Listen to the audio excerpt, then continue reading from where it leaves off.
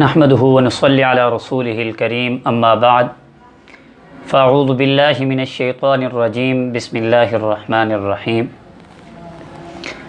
ولنذيقنهم من العذاب الأدنى دون العذاب الأكبر لعلهم يرجعون صدق اللہ العظیم۔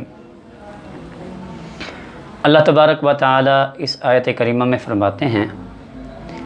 کہ ہم ضرور تمہیں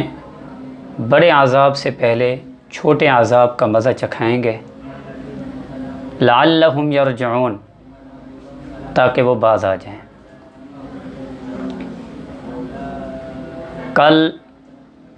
ہمارے وطن عزیز پاکستان میں آزاد کشمیر میں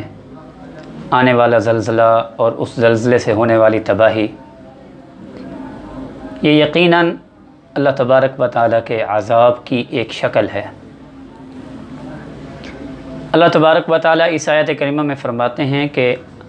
بڑے عذاب یعنی آخرت کے عذاب سے پہلے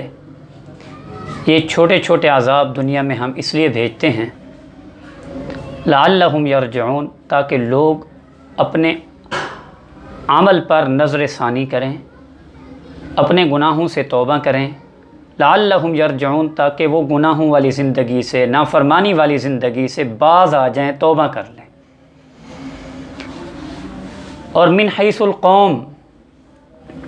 ان واقعات کو دیکھ کر ہمیں ضرورت اس بات کی ہے کہ ہم اجتماعی طور پر توبہ کریں، کیونکہ ہمارا اللہ ان واقعات سے معلوم یہ ہوتا ہے، نظر یہ آ رہا ہے کہ ہمارا اللہ من حیث القوم ہم سے ناراض ہے، جس کی وجہ سے اللہ تبارک و تعالی زلزلوں کی شکل میں اور دیگر آنے والے آفات اور مصیبتوں کی شکل میں اللہ تبارک و تعالی ہمیں طرح طرح کے عذابات دکھا کر اس بات پر اللہ تبارک و تعالی ہمیں متنبہ کرنا چاہتے ہیں کہ تم ان اعمال سے باز آ جاؤ، نافرمانی سے باز آ جاؤ۔ اور افسوس کا مقام یہ ہے کہ ہماری حکومت کے منتخب نمائندے ان حالات کو دیکھ کر بھی، ان آنے والے اللہ کے عذاب کو دیکھ کر بھی کوئی سنجیدگی والی بات نہیں کرتے۔ ہمارے ملک پاکستان کے اتنے بڑے عہدے پر کہ معاون خصوصی ہیں برائے اطلاعات و نشریات فردوس عاشق اعوان صاحب، ان کا بیان تمام پاکستانیوں نے سنا کہ انہوں نے اس موقع کو بھی کس طرح ازراہ مذاق ٹال دیا، گویا ایک اللہ کی نافرمانی اور دوسرا اس پر اصرار کہ ہم جو کچھ کر رہے ہیں یہ سب ٹھیک ہو رہا ہے۔ یہ زمین ہماری تبدیلی کو دیکھ کر بے تاب ہو گئی ہے، نعوذ باللہ۔ تو یہ اللہ تبارک و تعالیٰ کی طرف سے یہ جو عذاب آیا زلزلے کی شکل میں، ان اللہ کی طرف سے آنے والے ان عذابوں کو دیکھ کر ہماری من حیث القوم ہمیں اجتماعی توبہ کی ضرورت ہے کہ اجتماعی طور پر بھی ہم توبہ کریں اپنے گناہوں پر، اور انفرادی طور پر بھی ہم اللہ تبارک و تعالیٰ سے گڑ گڑا کر اپنے گناہوں کی معافی مانگیں،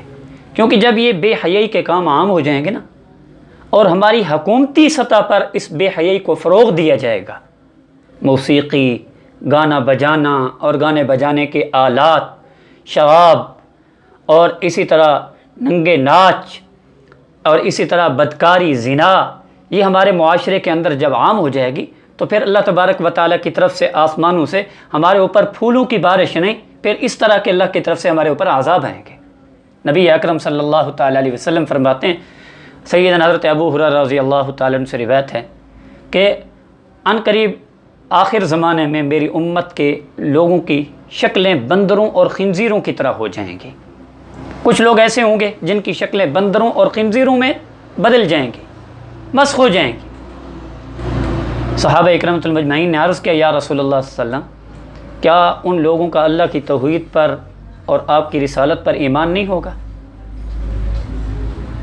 نبی اور روزہ وغیرہ نہیں رکھیں گے، اعمال صالحہ نہیں کریں گے؟ نبی اکرم صلی اللہ تعالیٰ علیہ وسلم نے ارشاد فرمایا کہ یہ سب کچھ کریں گے، اللہ کی توحید کے اوپر بھی ان کا ایمان ہوگا، اور نبی اکرم صلی اللہ تعالیٰ علیہ وسلم نے فرمایا میری رسالت اور نبوت کی بھی وہ گواہی دیں گے،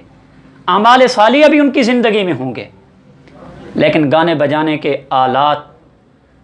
اور گانا بجانا، موسیقی، یہ چیز عام ہو جائے گی، شراب نوشی عام ہوگی، گانے والیاں ان کے پاس، وہ گانے والیوں کو اپنے پاس رکھیں گے، شراب نوشی کریں گے،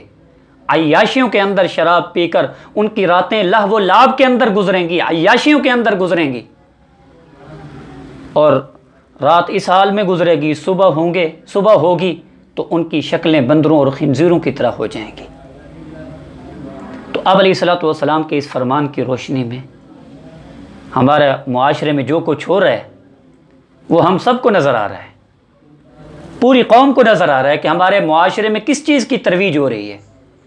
کون سی چیز ہمارے معاشرے میں زیادہ ہو رہی ہے، بے حیائی زیادہ ہو رہی ہے ہمارے معاشرے کے اندر۔ تو یہ کسی ایک کی طرف، کسی ایک کو ہم اس کا ذمہ دار نہیں ٹھہرا سکتے، ہم میں سے ہر شخص اس بات کا ذمہ دار ہے، اپنے بدعمالیوں کا، اپنی نافرمانیوں کا ہم میں سے ہر شخص ذمہ دار ہے کہ ہم میں سے ہر شخص انفرادی طور پر اپنی گریبان میں جھانک کر دیکھے کہ میرے اندر کون سی اللہ کی نافرمانیاں ہیں، کون سے بے حیائی کے کام میرے اندر ہیں، کون سی نافرمانیاں اللہ تبارک و تعالیٰ کی میری زندگی میں ہیں۔ کسی دوسرے کی نافرمانیوں، کسی دوسرے کے گناہ، کسی دوسرے کی غلطیوں کی طرف انگلی کھڑی کرنے کی بجائے پہلے اپنے اندر غور و فکر کریں کہ ہمارے اندر کیا ہے۔ ہم میں سے ہر شخص اپنے گناہوں کو مد نظر رکھ کر اللہ تبارک و تعالیٰ سے توبہ کرے، انفرادی طور پر بھی توبہ کریں، اجتماعی طور پر بھی توبہ کریں، تاکہ ہمارا روٹھا ہوا رب، ہمارا ناراض رب ہم سے راضی ہو جائے۔ اللہ تبارک و تعالیٰ سے دعا ہے کہ اللہ تبارک و تعالیٰ ہم سب کو اپنے گناہوں پر ندامت کے آنسو بہا کر توبہ کرنے کی توفیق نصیب فرمائے۔ وآخر دعوانا ان الحمد للہ رب العالمین۔